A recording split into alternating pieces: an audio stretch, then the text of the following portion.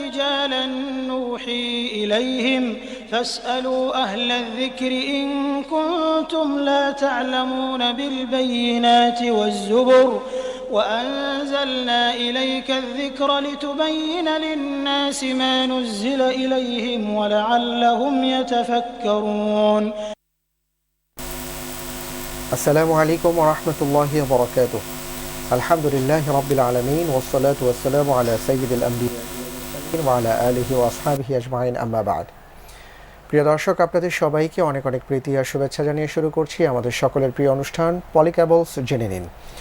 অনুষ্ঠানটি সরাসরি সম্প্রচারিত হচ্ছে, সুতরাং যে কোনো প্রশ্ন করতে আপনারা আমাদের কাছে ডায়াল করতে পারেন। দর্শক, আপনাদের প্রশ্নের উত্তর দেওয়ার জন্য আমাদের মাঝে উপস্থিত হয়েছেন বিশিষ্ট ইসলামী চিন্তাবিদ, শিক্ষাবিদ, আমাদের সকলের প্রিয় ব্যক্তিত্ব মোহতারাম ডক্টর খন্দকার আব্দুল্লাহ জাহাঙ্গীর।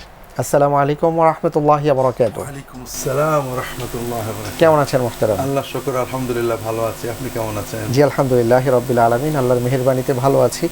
আর বিশেষ করে আল্লাহর দরবারে শুকরিয়া আদায় করছি যে কয়েকদিনের তুলনায় যেই শৈত্য প্রবাহটা গিয়েছে, এখন একটু আমরা সবাই সেই তুলনায় ভালো আছি আলহামদুলিল্লাহ।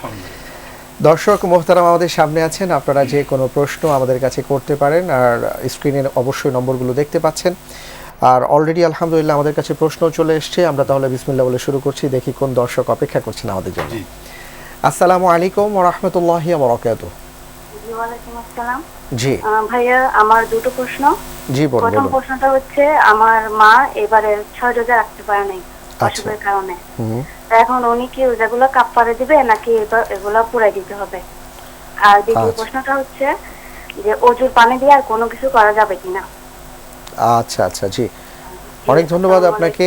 ওয়ালাইকুম আসসালাম ওয়া রাহমাতুল্লাহ। আমরা মোহতারামের কাছ থেকে এখনই জানবো। মোহতারাম, আমাদের বোন যেই কথা বললেন যে তার মা 6 রোজা রাখতে পারেননি অসুস্থতার কারণে, এখন তিনি কি করবেন? এটার কি কাফারা আদায় করবেন নাকি অন্য কোনো ব্যবস্থা আছে? জি আলহামদুলিল্লাহ ওয়াসসালাতু ওয়াসসালামু আলা রাসূলিল্লাহ ওয়া আলা আলিহি ওয়া আসহাবিহি আজমাইন আম্মা বাদ। জি, আমরা একটু ভালো করে বুঝি যে নফল ইবাদতের কোনো কাজা কাফারা প্রয়োজন হয় না। রমাদানের রোজা এটা ফরজ, এটা যদি কেউ রাখতে না পারেন তার ক্ষেত্রে কাজা বা কাফারার প্রশ্ন। শাওয়ালের 6 রোজা নফল রোজা, এটা রাখলে অনেক সওয়াব, না রাখলে কোনো রকমের ক্ষতি নেই। আমরা অনেক সময় বলি সাক্ষী রোজা না হলে, এগুলো ভালো কথা। এটা আল্লাহ রাসূল সাল্লাল্লাহু আলাইহি ওয়াসাল্লাম সহিহ যে কথাটা আসছে সহিহ মুসলিমে, মান সামা রমাদান সুম্মা আতবাহু সিত্তাম মিন শাওয়াল কানা কিয়াসিয়ামিদ দাহর। যদি কেউ রমজানের রোজা পূর্ণ করে এরপরে শাওয়ালে 6টা রোজা রাখে, তাহলে আল্লাহ তাকে সারা বছর রোজা রাখার সওয়াব দান করবে। এটা আপনি যদি শাওয়ালে রাখতে না পারেন, আপনার এই নফল সওয়াব থেকে মাহরুম হয়ে গেলেন। কিন্তু এই সওয়াবের জন্য অন্য অনেক পথ রয়েছে, যেমন প্রতি মাসে 3টে করে রোজা রাখা, প্রতি সপ্তাহে সোমবার বা বৃহস্পতিবার রোজা রাখা। এই জন্য 6 রোজার কোনো কাফারা বা কাজা কিছুই লাগবে না। আচ্ছা আলহামদুলিল্লাহ। আরেকটি বিষয় আমাদের বোন জানতে চেয়েছেন যে অজুর পানি দিয়ে তিনি অন্য কিছু ধুতে পারবেন কিনা বা এটা জায়েজ আছে কিনা? জি, অজুর পানির দুটো। অজুর পানি বলতে আপনি কোন পানি বোঝাচ্ছেন? অজুর পরে যে পানি অবশিষ্ট থাকে, না অজুর পরে গার থেকে যে পানিটা পড়ে মাটিতে যায়? যেমন আমরা ট্যাপে অজু করছি, নিচে বালতি আছে, অজুর গায়ের পানিটা ধুয়ে দিয়ে বালতিতে পড়ছে, এটা একটা। আর একটা হলো যে আমি অজু করছি বদনা নিয়ে, অজুর পরে যে পানিটুকু বদনার ভিতরে রয়ে গেল। দুটোর দুই বিধান। অজুর পরে যে পানিটুকু বদনায় রয়ে যায়, এটা আপনি সব কিছু করতে পারেন, এটা স্বাভাবিক পানি, এর কোনো রকমের ব্যতিক্রম নেই। আপনি টয়লেটে ব্যবহার করতে পারেন, ধোয়া মোছায় ব্যবহার করতে পারেন, এটার কোনো পবিত্রতা নেই, মানে অতিরিক্ত কোনো বিধান নেই। আচ্ছা আচ্ছা। আর অজুর পরে অজুর যে পানিগুলো গা থেকে পড়ে গেল, এ পানিও সাধারণ পানি, এটা কোনো নাপাক পানি নয়। তবে এ পানির ব্যাপারে ফুকাহারা কেউ কেউ বলেছেন যে এই পানিটা দিয়ে দ্বিতীয়বার অজু করা যাবে না, পবিত্রতা অর্জন করা যাবে না, আর পবিত্রতা অর্জন করা যাবে না। এটাকে বলা হয় মানে মা মুস্তামাল, ব্যবহৃত পানি। যে পানিটা একবার পবিত্রতা অর্জনে ব্যবহার করা হয় সেটা নাপাক নয়, ওই পানিটা নাপাক নয়।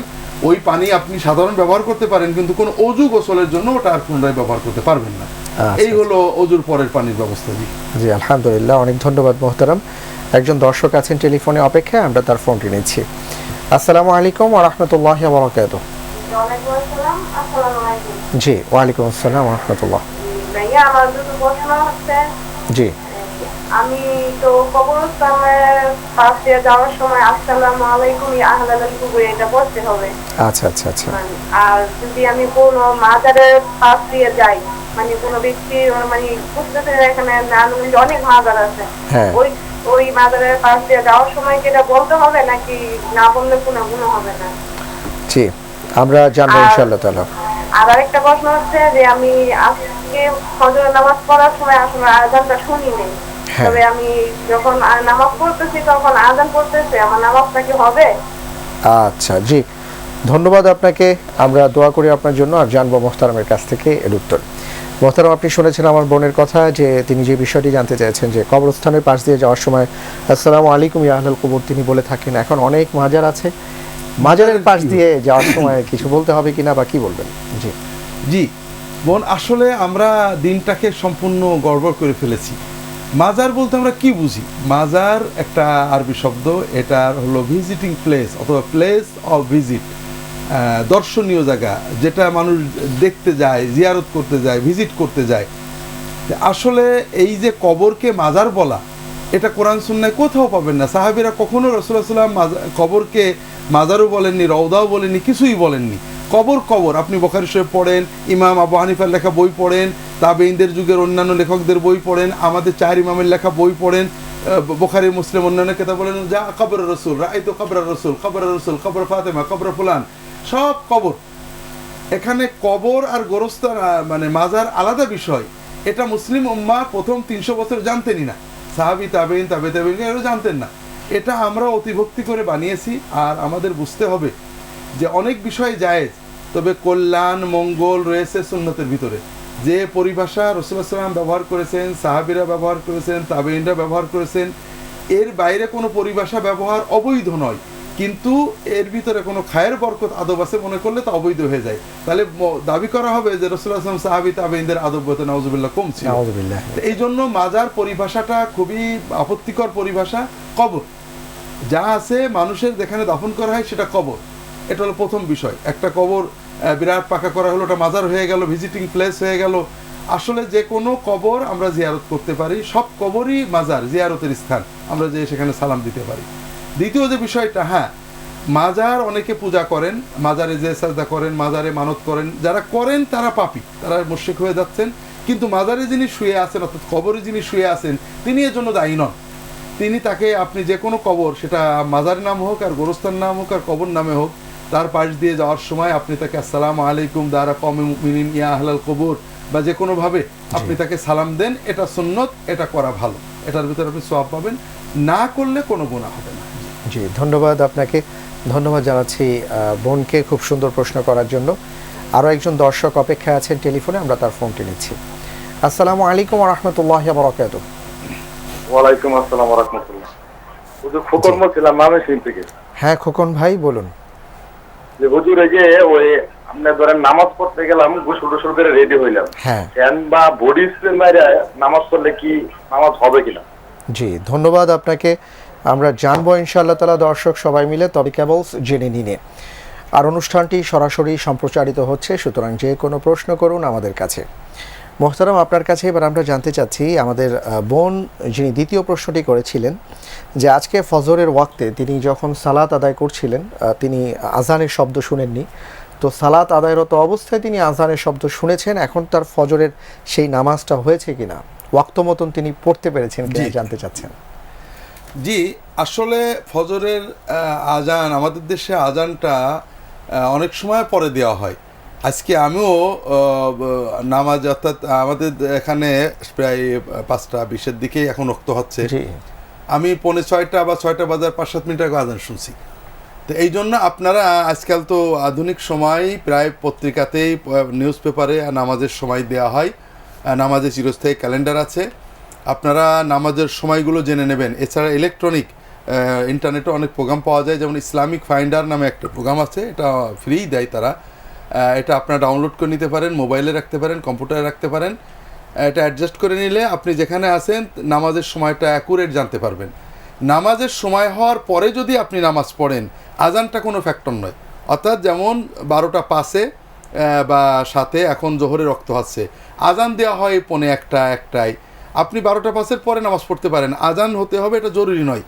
আপনি যেমন ফজরের ওয়াক্ত হচ্ছে বোধহয় এখন 5টা 25 বা 20-এ, এখন আজান অনেকেই আরও দেরি করে দিচ্ছেন, এমনকি 6টা পর্যন্ত আজান দেওয়া হচ্ছে, 6:15 বা 6টা 10-15-তে নামাজ হচ্ছে। কাজে আপনি সময় হওয়ার পরে নামাজ পড়তে পারেন, কোনো সমস্যা নেই। আচ্ছা, আলহামদুলিল্লাহ। খোকন ভাই ময়মনসিংহ থেকে প্রশ্ন করেছেন, আর প্রশ্নটি হলো যে মসজিদে যাবেন নামাজ পড়তে, গোসল করে সুন্দরভাবে সাজুগুজু করে বডি স্প্রে ইউজ করে তিনি মসজিদে যাচ্ছেন, তো বডি স্প্রে ইউজ করলে কোনো সমস্যা আছে কিনা জানতে চেয়েছেন। এর উত্তরটি জানবো আরও একটি প্রশ্ন নিয়ে। জি, আসসালামু আলাইকুম ওয়া রাহমাতুল্লাহি ওয়া বারাকাতুহু। ওয়ালাইকুম আসসালাম, হুজুর ভালো আছেন? আলহামদুলিল্লাহ, আপনি ভালো আছেন? জি হুজুর ভালো আছি। আচ্ছা, হুজুর মাশাআল্লাহ। আমি একটা প্রশ্ন করছিলাম, জি। যদি সকালে ফজরের নামাজ পড়তে উঠতে অসুবিধা হয়, হ্যাঁ, তাহলে আমি কোন সময় পড়বো? আচ্ছা, জি। আর আমি আগামী মাসের 23 তারিখ উমরা জন্য যাবো, হুজুর আমার জন্য দোয়া করবেন, আমার প্রস্তুতিটা কি নেওয়ার দরকার এটা একটু জানার জন্য হুজুরের কাছে। জি জি, ধন্যবাদ আপনাকে। আমরা আপনার জন্য দোয়া করি ভাইয়া, আপনি ওমরায় যাবেন, আমাদের জন্য দোয়া করবেন, আর মোহতারাম বলবেন যে আপনার প্রস্তুতিটা কেমন হওয়া দরকার।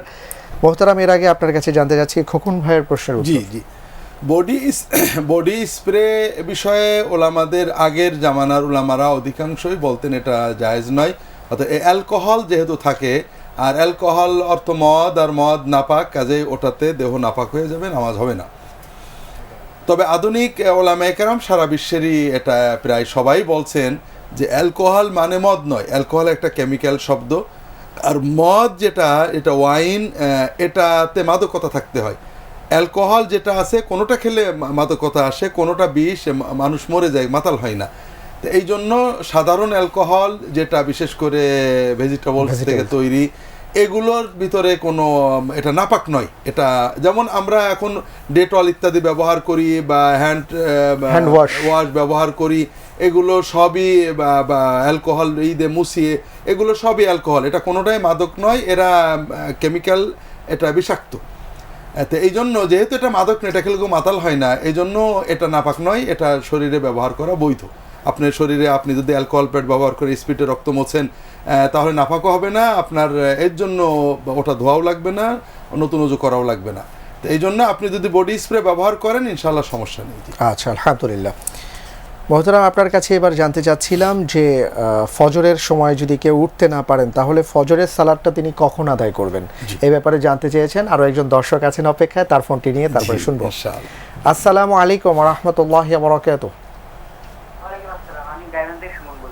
জি ভাইয়া, বলুন।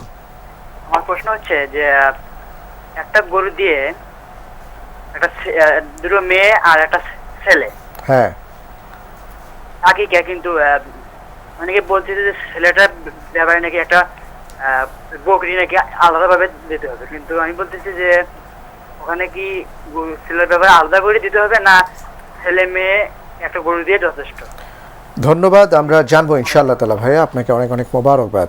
যে মোহতারাম ফজরের সময় উঠতে না পারলে সেই ফজরের সালাত কখন আদায় করতে হবে? জি ভাই, প্রথম কথা হলো ফজরের সময় উঠতে না পারাটা যদি সাময়িক হয় এটা সমস্যা নেই, কিন্তু এটা রীতিতে পরিণত করা ভয়ঙ্কর পাপে পরিণত হবে। আমরা সবাই ওয়াক্ত মতো সালাত আদায় করব, আমাদের ইচ্ছা আছে ওয়াক্ত মতো ওঠার, যথাসময়ে ঘুমিয়েছি, কিন্তু নিজের ইচ্ছার বাইরে ঘুম ভেঙে গেছে, বেলা উঠে গেছে, এক্ষেত্রে মোমেন জামাতে নামাজের, সময় মতো নামাজের সওয়াব থেকে, বিশাল অফুরন্ত সওয়াব থেকে মাহরুম হবেন, তবে আশা করা যায় গুনাহ হবে না। কিন্তু আমি ইচ্ছাকৃতভাবেই অ্যালার্ম দিয়েছি যে আমি বেলা ওঠার পরে উঠব, অথবা নিয়ত করেই শুয়েছি যে আমি ফজরের নামাজ দেরি করে পড়ব, তাহলে আমরা ভয়ঙ্কর পাপে লিপ্ত হব, যে পাপকে হাদিস শরীফে কুফুরি বলা হয়েছে। একটা সালাতকে তার সময় থেকে ইচ্ছা করে পিছানো, এটাকে কুফুরি বলা হয়েছে। এই জন্য আমরা এই ধরনের মহাপাপকে বর্জন করি। আমরা সবাই চেষ্টা করব সময় মতো নামাজ আদায় করব। আমি ঘুমাইছি, নামাজে সময় মতো উঠবো বলে ঘুম ভাঙেনি, বেলা উঠে গেছে, এটার বিধান আমি বলবো। কিন্তু আমি ঘুমিয়েছি, অ্যালার্ম দিয়েছি বেলা ওঠার পরে, অর্থাৎ আমি ইচ্ছা করে ঘুমিয়েছি যে বেলা ওঠার পরে নামাজ পড়বো, এটা হলো ইচ্ছা করে নামাজ দেরি করা, অথবা আলসেমি করে দেরি করা, অথবা ঘুম একবার ভেঙেছে আবার আমি একটু আলসেমি করতে আবার ঘুমিয়ে গেছি, এটা হলো ইচ্ছা করে নামাজ দেরি করা। আর আমি যত সময় ঘুমিয়েছি কিন্তু আমি টেরই পাইনি নামাজ, এটাতে ইনশাল্লাহ গুনাহ হবে না, তবে আমরা সওয়াব থেকে মাহরুম হব।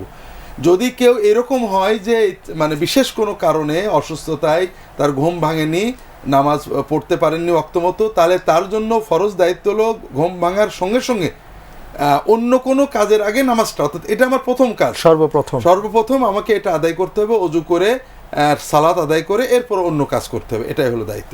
আচ্ছা, আলহামদুলিল্লাহ। মোহতারাম, আর আমাদের ভাই বললেন যে আগামী মাসে তিনি ইনশাআল্লাহ তাআলা ওমরায় যাচ্ছেন, প্রস্তুতি নিচ্ছেন, তো এই ক্ষেত্রে তার কি কি করণীয়, কোনো প্রস্তুতি আছে কিনা আমরা একটু জানতে চাই।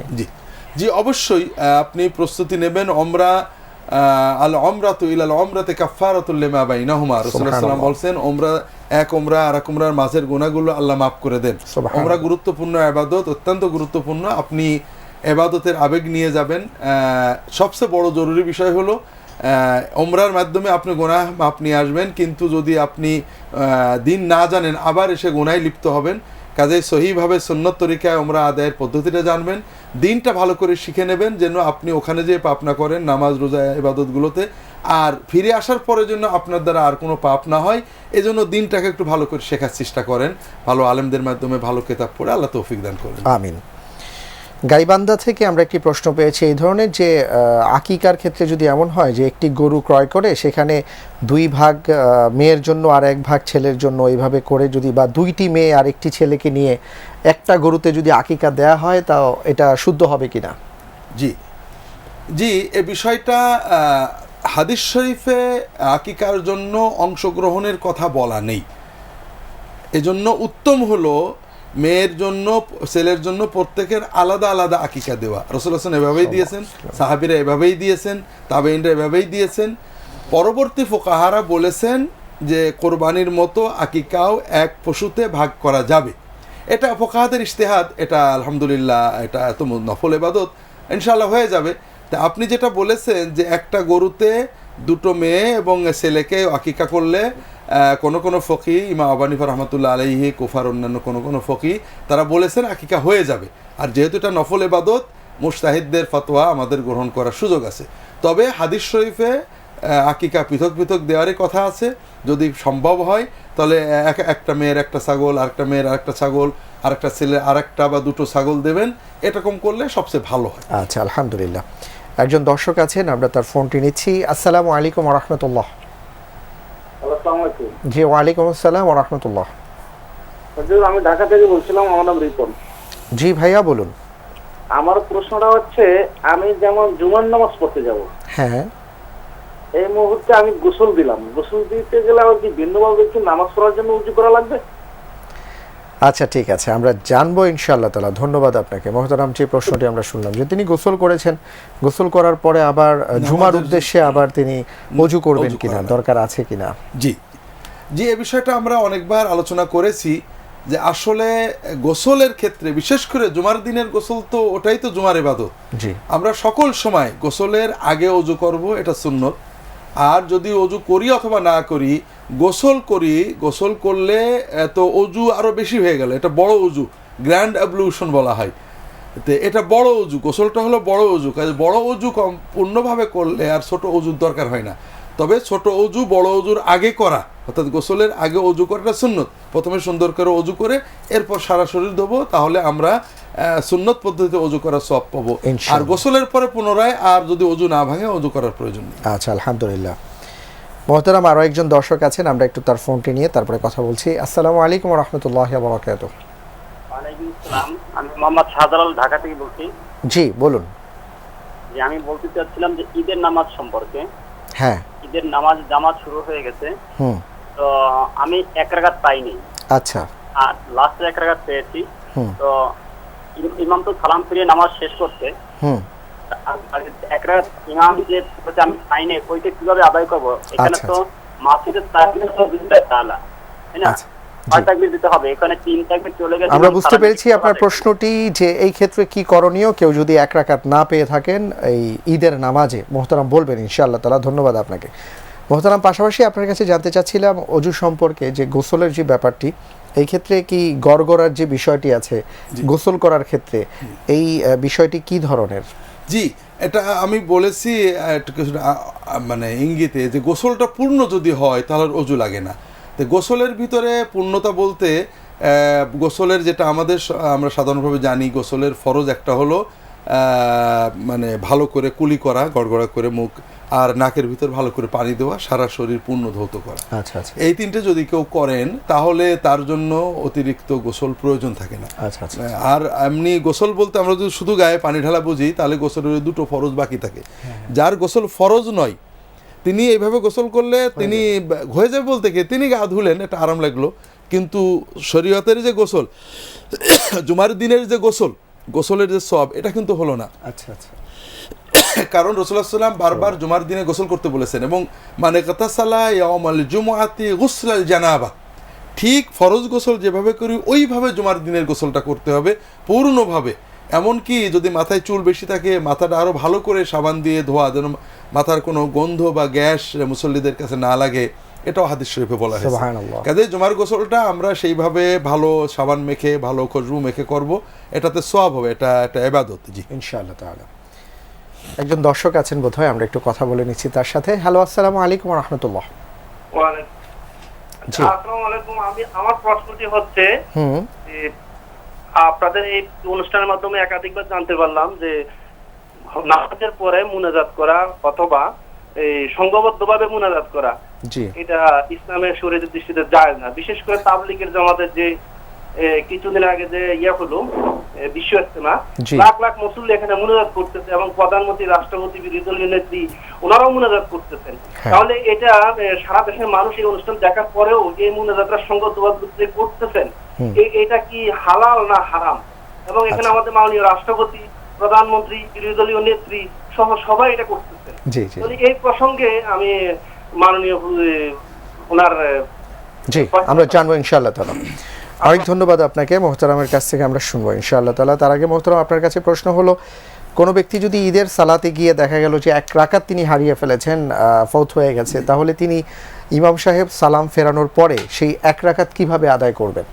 জি, এক রাকাত আপনি অর্থাৎ প্রথম রাকাত বাদ হয়ে গিয়েছে, এই জন্য আপনি আবার যখন আপনি উঠবেন তখন আপনি ওই রাকাতে উঠে প্রথমে 3টে তাকবীর দিবেন, এরপরে বাকি সালাত আদায় করে নেবেন স্বাভাবিক। আপনি তো ওই সালাতের শেষের তাকবীর আপনি পেয়েছেন, কাজেই আপনি যখন ওই দ্বিতীয় রাকাতের শেষের তাকবীর পেয়েছেন, কাজে প্রথম রাকাতের প্রথম তাকবীরগুলো দিয়ে আপনি নামাজটা আদায় করবেন। তিনি প্রথমে দাঁড়িয়ে 3টে অতিরিক্ত তাকবীর দেবেন, আল্লাহু আকবার বলে উঠে দাঁড়াবেন, এরপর 3টে তাকবীর দেবেন, এরপরে সালাত সাধারণভাবে আদায় করবেন। এটা হলো আমাদের হানাফি মাযহাবের যেটা সাধারণ প্রসিদ্ধ মত। কোন ফকির মতে তাকবীর 12টা, 6টা করে বা 13টা। এখানে লক্ষণীয় যে 6 তাকবীর 12 তাকবীর উভয়টাই সহিহ হাদিস দ্বারা প্রমাণিত। তো কাজেই যারা 12 তাকবীর দেন তারা তো খুব সহজেই দ্বিতীয় রাকাতে উঠে আবার 6টা তাকবীর দিয়ে বাকি নামাজ আদায় করেন। আচ্ছা আচ্ছা, আলহামদুলিল্লাহ। মোহতারাম, আপনার কাছে এবার আমরা জানতে চাচ্ছিলাম যে আমাদের ভাই একটু আগে যে প্রশ্নটি করেছেন মোনাজাতের ব্যাপারে, খুব গুরুত্বপূর্ণ এই কথাটি আমি বলবো, আর একজন দর্শক আছেন তার ফোনটি নিয়ে নিচ্ছি আগে। আসসালামু আলাইকুম ওয়া রাহমাতুল্লাহি ওয়া বারাকাতুহু। আমি মোহাম্মদ হায়াতুল নবী মুর্শিদিন। জি জি জি, আমি মোহতারামের কাছে প্রশ্ন যে আমাদের ডিপিএস এর যে টাকাটা মুনাফাটা আসে বা বাৎসরিক শেষে ডিপিএস বা এসডিপিএস যেটা করে, হ্যাঁ, তো এই যে এটা কি হালাল না হারাম? এবং এই যে 1 লক্ষ টাকা ফিক্সড ডিপোজিট করে যে ব্যাংকে রাখা হয়, হ্যাঁ, এই টাকাটা হালাল কি হারাম? যে মান্থলি 900 টাকা বা আপনার 50,000 500 টাকা এরকম সামথিং আসে, তো এটা হালাল না হারাম ইসলামী শরীয়ত মতে? আমরা জানবো ইনশাআল্লাহ তাআলা। ধন্যবাদ আপনাকে। মোহতারাম, মুনাজাতের ব্যাপারটি জানতে চাচ্ছিলাম। আমি কয়েকটা বিষয় আপনাদের স্বচ্ছ করার চেষ্টা করি।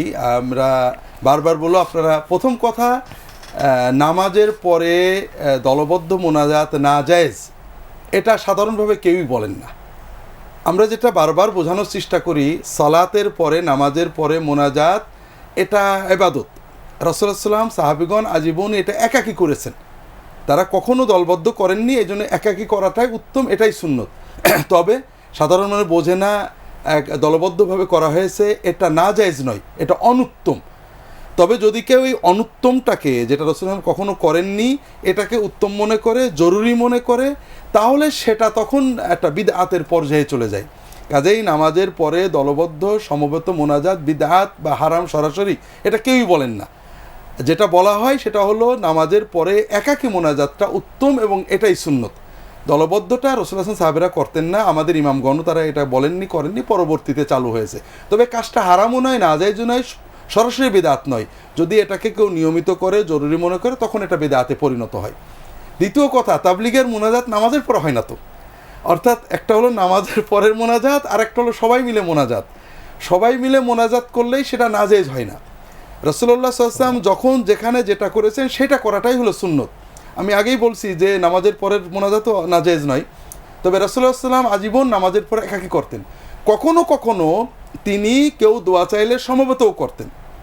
যেমন একজন এসে দোয়া চাচ্ছে রাসূলুল্লাহ সাল্লাল্লাহু আলাইহি ওয়াসাল্লামের কাছে, উনি খুতবা দিচ্ছেন, রাসূল, এটা সহিহ বুখারীর হাদিস, রাসূল সাল্লাল্লাহু আলাইহি ওয়াসাল্লাম খুতবা দিচ্ছেন। খুতবা দিতে দিতে একজন বলল, ইয়া রাসূলুল্লাহ হালাকাল মাওয়াশি, সে গরু বছর মারা গেল, বৃষ্টি নেই, অনাবৃষ্টিতে তো মরে গেলাম। তখন রাসূলুল্লাহ সাল্লাল্লাহু আলাইহি ওয়াসাল্লাম হাত তুললেন, সাহাবীরা বলছেন আমরাও তার সাথে হাত তুললাম, আল্লাহ বৃষ্টি দেন, আল্লাহ বৃষ্টি দেন। তখন আল্লাহ তাআলা বৃষ্টি দিলেন। তো কাজেই সমবেত দোয়া হলেই নাজেজ এরকম নয়। ইস্তেসকার নামাজে বা অন্যান্য সময়ে মাঝে মাঝে রাসূলুল্লাহ সাল্লাল্লাহু আলাইহি ওয়াসাল্লাম সমবেত দোয়া করেছেন। তৃতীয় কথা হলো, যেটা তাবলিগে হয়, আমরা যেটা বলেছি লাখ লাখ মানুষ করে বা আমাদের রাষ্ট্রপ্রধানরা যান, আসলে রাষ্ট্রপ্রধান বা যারাই বলেন না কেন, এরা তো সাধারণ মানুষ। এরা আমাদের সমাজের রাজনৈতিক নেতৃবৃন্দ, এরা হলেন ধর্মের দিক থেকে শূন্য, অর্থাৎ অন্যান্য মানুষের মতোই ধর্মীয় ব্যাপারে তাদের আবেগ আছে, দিন মানতে চান, মশলা ওরা অত বোঝেন না। কাজেই তারা গেলেন বলেই জিনিসটা জায়েজ অথবা না জায়েজ এটা আমাদের মনে করার কোনো সুযোগ নেই। চতুর্থ বিষয় হলো, যে কোনো মাজলিসে, অর্থাৎ যে কোনো ওয়াজ মাহফিল বা কোনো মাজলিস হলে মাজলিসের শেষে রাসূলুল্লাহ সাল্লাল্লাহু আলাইহি ওয়াসাল্লাম কিছু দোয়া করতেন। তিরমিজি শরীফে আসছে, আব্দুল্লাহ ইবনে ওমর রাদিয়াল্লাহু তাআলা আনহু বলেন যে রাসূলুল্লাহ সাল্লাল্লাহু আলাইহি ওয়াসাল্লাম মাজলিস শেষ করার সময় কিছু কথা বলতেন, যে আল্লাহ আমাদের আনুগত্য দেন, আমাদের ঈমান দেন, আমাদের সুস্থ রাখেন, আমাদের এগুলো বলতেন। তো বলার সময় সবাই হাত তুলতেন, এরকম পাওয়া যায় না। সাধারণ যেটা বোঝা যায় যে রাসূলুল্লাহ মুখে বলতেন, সবাই আমিন আমিন বলতেন। এই জন্য মাজলিসের শেষে আখেরি মোনাজাত বলে যেটা প্রচলিত, আখেরি মোনাজাত রাসূলুল্লাহ সাল্লাল্লাহু আলাইহি ওয়াসাল্লাম করতেন, কিন্তু আবার সাহাবীরা অনেক সময় করতেন না। এটা হাদিস শরীফে আসছে যে সাহাবী তাবেঈনরা মাজলিস করতেন, যাওয়ার সময় কেউ কাউকে বলতেন না যে দোয়া করো, এটাও বলতেন, এমনি চলে যেতেন। তো এই জন্য মাজলিস শেষে দোয়া করা এটা সুন্নতের ভিতরে, তবে দোয়া হাত তুলে সবাই করতে হবে এরকম কোনো ঘটনা হাদিসে পাওয়া যায় না। এই জন্য আমাদেরও উচিত উলামায়ে কেরামের মাঝে মাঝে হাত তোলা, মাঝে মাঝে মুখে দোয়া করা। তো মাজলিসের শেষে ইজতেমাই দোয়া, অর্থাৎ একজন দোয়া করেন, বাকিরা আমিন বলবেন, এটা হাদিস দ্বারা প্রমাণিত। কাজে তাবলিগের শেষে যে দোয়া হয়, তবে এখানে আরেকটু সম্পূরক বলতে হয়, আমরা কিন্তু তাবলিগের ইজতেমাতে ওয়াজ শুনতে যাই না, দোয়া করতে যাই। এটা কিন্তু সুন্নত নয়। ওয়াজ শুনতে যাওয়া, দাওয়াতের জন্য যাওয়া, শিখতে যাওয়া, এটা খুব গুরুত্বপূর্ণ ইবাদত। কিন্তু সবাই দোয়া করছে, দোয়াই শুধু শরীক হব, দোয়া আল্লাহ এবং বান্দার মাঝখানের একটা ইবাদত। আমরা অনেকটা পুরোহিততান্ত্রিকতা অভ্যস্ত হয়ে গিয়েছি। আমার ঘরে বসে দোয়া, চোখের পানি ফেলে দোয়া, আর অনেক মানুষের ভিতরে দোয়া, এটার ভিতরে তেমন পার্থক্য নেই। আমরা অনেক পার্থক্যর কথা বলি, কিন্তু হাদিস শরীফে সুন্নাতে এগুলো পাওয়া যায় না। তবে যারা ওয়াজ শুনতে যাবেন তারা যদি দোয়ায় শরীক হন, এটা ভালো কাজ। আর শুধু দোয়ায় শরীক হওয়ার জন্য যাওয়া, এটা মোটেও সুন্নত সম্মত কাজ নয়। আমাদের উচিত ওয়াজ শুনতে যাওয়া, হেদায়েতের জন্য যাওয়া, এরপর যখন দোয়া হয় তখন এটাতে শরীক হওয়া। আল্লাহ সবাইকে তৌফিক দিন। আমিন। ধন্যবাদ মোহতারাম। একজন দর্শক আছেন, আমরা তার ফোনটা নিচ্ছি। আসসালামু আলাইকুম ওয়া রাহমাতুল্লাহি ওয়া বারাকাতুহু। আসসালামু আলাইকুম। জি, ওয়া আলাইকুম আসসালাম। মোহাম্মদ হযরত আলী, টাঙ্গাইল থেকে বলছি। জি, বলুন। আমার দুইটা প্রশ্ন। আমি তবলিগে মাঝে মাঝে সময় দেই, তো ওদের আমি দেখি যে মার্কাজ মসজিদগুলা, যে মসজিদগুলির মার্কাজ বলা, যেখানে সাধারণত জেলা পর্যায়ে মসজিদগুলো আছে, কখনোই মাইকে আজান দেওয়া হয় না। ওরা মানে এমনকি মসজিদের এক কর্নায় বসে থাকলে ওরা যে আজান দেয়, মানে সে আজান শোনা যায় না। এইটা কতটুকু বৈধ, মানে কতটুকু সম্মত? এবং আমি ওদেরকে জিজ্ঞেস করো, এর উত্তর, সঠিক কোনো উত্তর পাইনি যে কেন আপনারা মাইকে আজানের উদ্দেশ্য তো লোকজনকে ডাকা মসজিদ নামাজের জন্য। আর দ্বিতীয় হলো কবুল হজ, এর ফজিলত আল্লাহ কি দিবেন? এই দুটি আমার প্রশ্ন। জি, অনেক ধন্যবাদ আপনাকে চমৎকার প্রশ্নের জন্য। আমরা জানবো ইনশাআল্লাহ তাআলা। তবে সম্মানিত মোহতারাম ডক্টর খন্দকার আব্দুল্লাহ জাহাঙ্গীর মোহতারাম, আপনার কাছে এবার আমরা জানতে চাচ্ছি যে আমাদের কাছে একজন ভাই প্রশ্ন করেছিলেন যে এই যে ডিপিএসের যে টাকাটা রাখা হয়, এই টাকাটার যে লভ্যাংশটা আসে, এটা কি হালাল না হারাম? পাশাপাশি তিনি ফিক্সড ডিপোজিটের কথাও বলেছেন যে অনেক ব্যাংকে বা অনেক জায়গায় একটা ব্যবস্থা আছে যে 1 লক্ষ টাকায় প্রতি মাসে জি জি জি জি এবং বছর শেষে দেখা যায় যে একটা আবার লাভ ক্ষতিরও অনেক জায়গায় হিসাব করা হয়। আমরা জানবো একজন দর্শকের ফোন নিয়ে। আসসালামু আলাইকুম ওয়া রাহমাতুল্লাহি ওয়া বারাকাতুহু। আসসালামু আলাইকুম ওয়া রাহমাতুল্লাহি। জি, ওয়া আলাইকুম আসসালাম ওয়া রাহমাতুল্লাহি ওয়া বারাকাতুহু। হ্যাঁ, আমার একটা প্রশ্ন। জি, আমার 2 ছেলের নাম হ্যাঁ সুমন সুজন, এটা কি ইসলাম সম্মত নাম? জি, এটা একটু জানতে চাই। আপনাকে অনেক ধন্যবাদ। জি মোহতারাম, আমরা যে বিষয় জানতে যাচ্ছি। জি, এখানে ডিপিএস বা ফিক্সড এটা মূল বিষয় নয়। বিষয়টা হলো ব্যাংকের সাথে আপনার লেনদেন এবং গ্রাহকদের সাথে ব্যাংকের লেনদেনটা কেমন।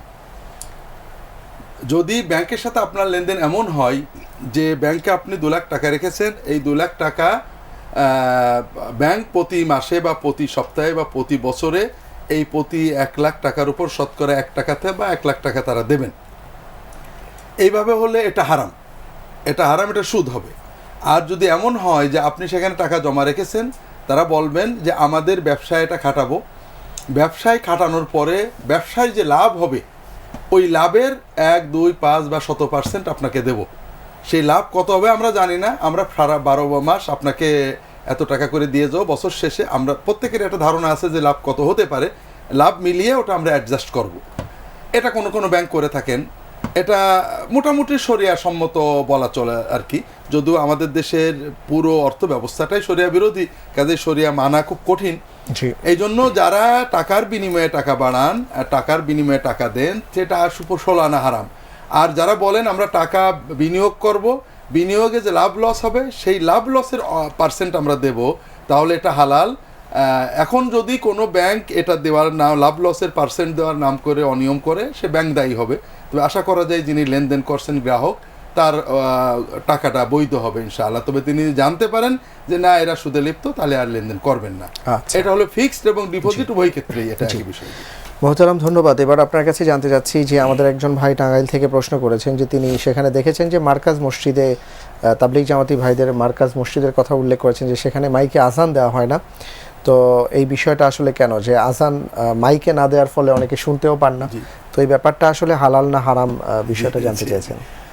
জাযাকুমুল্লাহু খায়রান। জি, তবলিগ জামাত আমাদের দেশে বা সারা বিশ্বে দ্বীনি দাওয়াতের একটা সুপরিচিত নাম। তাদের মাধ্যমে বিশ্বে মূলত আমরা যারা আলেম ওলামা, তারা যারা দিন জানতে চায় তাদেরকে দিন দিই, অর্থাৎ যারা ওয়াজ শুনতে আসে, যারা আসতেই রাজি না তাদেরকে ঘরে ডেকে এনে দিনের পথে নেওয়ার মতো কাজ খুব কম মানুষই করেন। যারা করেন তাদের অন্যতম তবলিগ।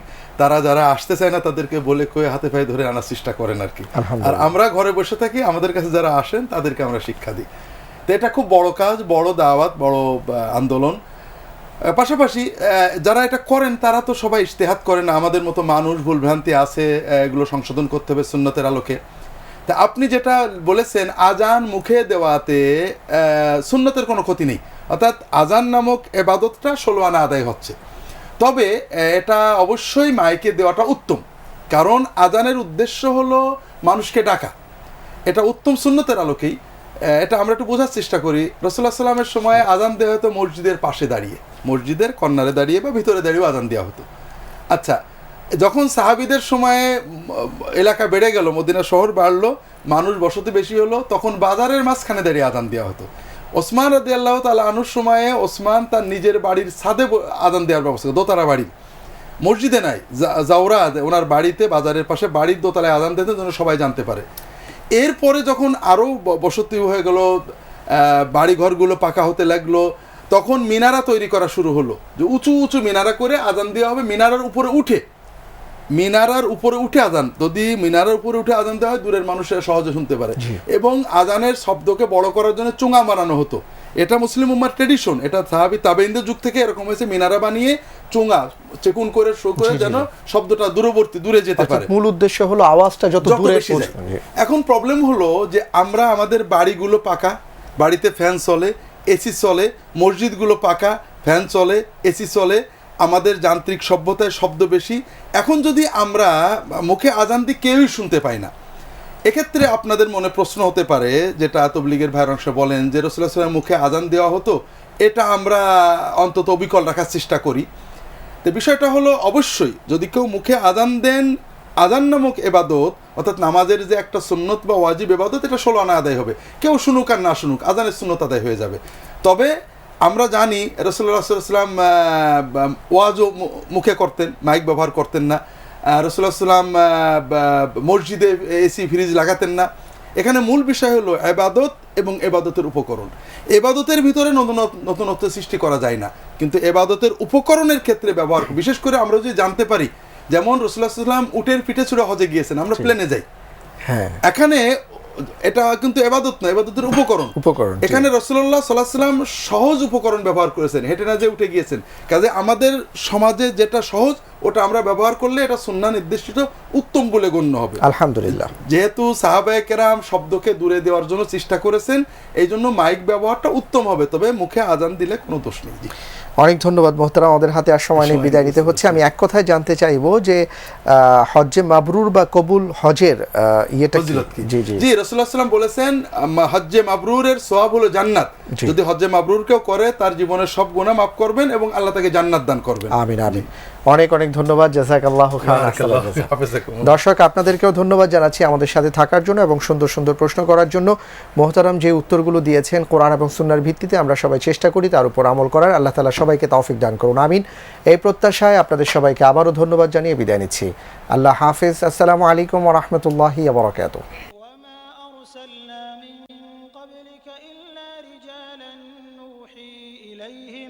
فاسألوا أهل الذكر إن كنتم لا تعلمون بالبينات والزبر وأنزلنا إليك الذكر لتبين للناس ما نزل إليهم ولعلهم يتفكرون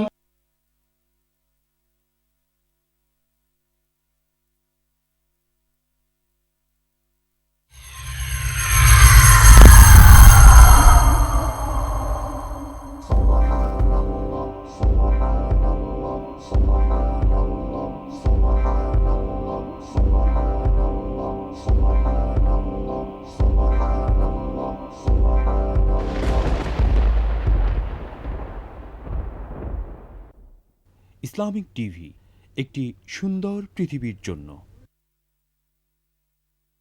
হে নবী সাল্লাল্লাহু আলাইহি ওয়াসাল্লাম, তুমি তোমার স্ত্রীগণকে, কন্যাগণকে ও মুমিনদের নারীগণকে বলো, তাহারা যেন তাহাদের চাদরের কিয়দাংশ নিজেদের উপর টানিয়া দেয়, ইহাতে তাহাদিগকে চেনা সহজতর হইবে, ফলে তাহাদিগকে উত্ত্যক্ত করা হইবে না।